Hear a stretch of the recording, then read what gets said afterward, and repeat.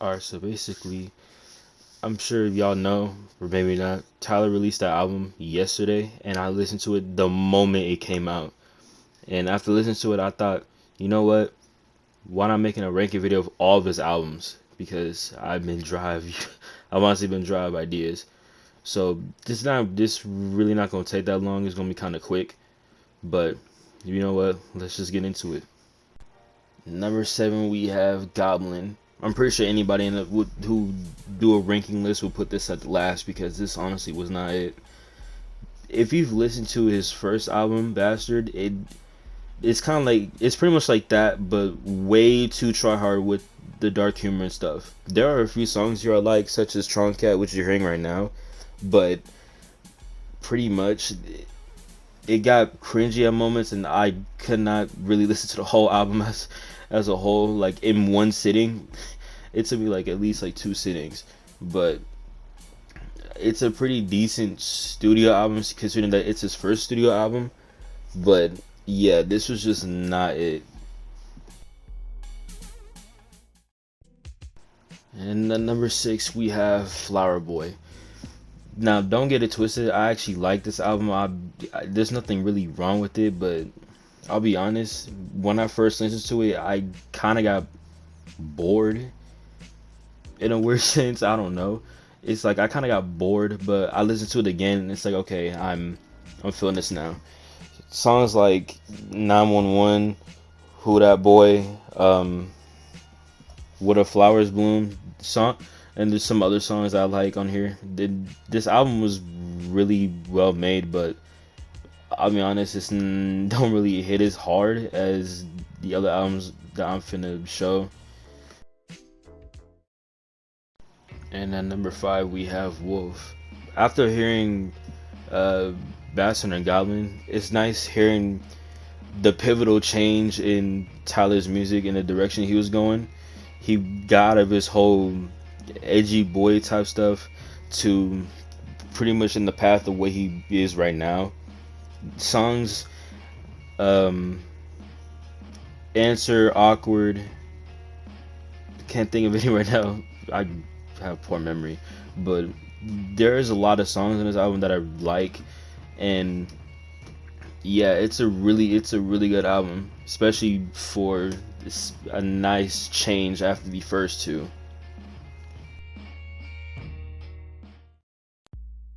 And at number 4, we have Bastard. I know this is a mixtape, but I'm also just considered an album. I honestly like it. The dark humor in this is pretty well made, especially on Blow, where he's pretty much taken in place of Ted Bundy. This is a lot. This compared to Goblin, even though it was made after, this is a lot better in terms of like how the dark humor and stuff is, and it's a pretty well made first album. And I like how with this he also pretty much trolled his way into the music industry. So yeah, this is pretty nice.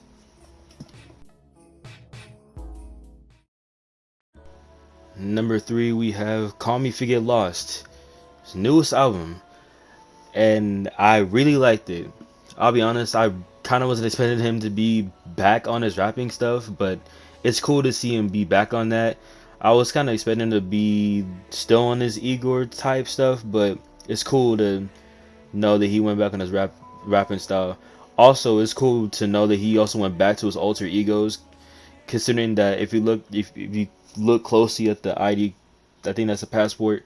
If you look at the passport right there, the last name is something different, so that's cool to know. I really like the album, and honestly, when I heard the song with NBA YoungBoy on it, I was not expecting this to be good. And his singing is honestly good.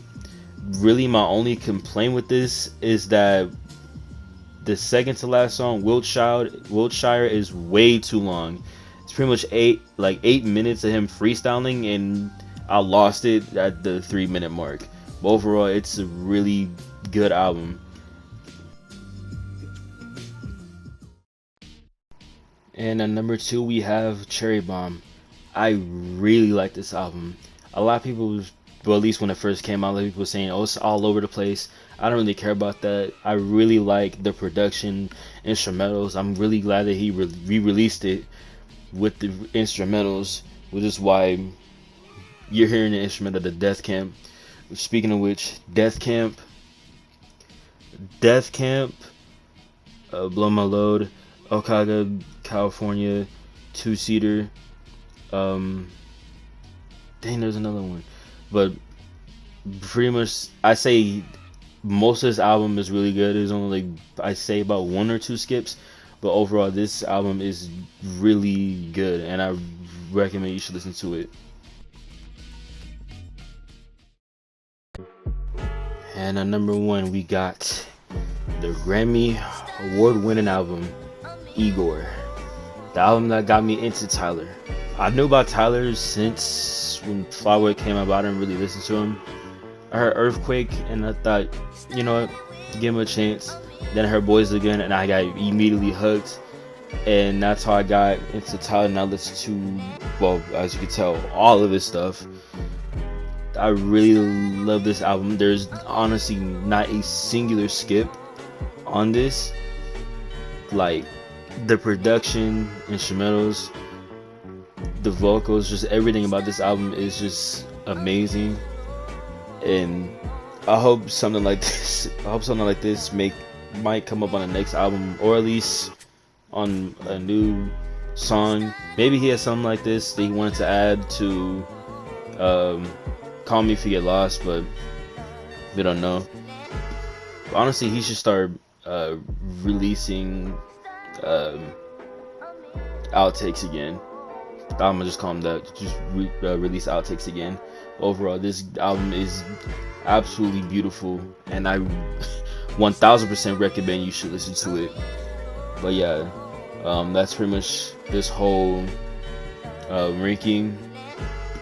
And yeah, so I'll see y'all whenever.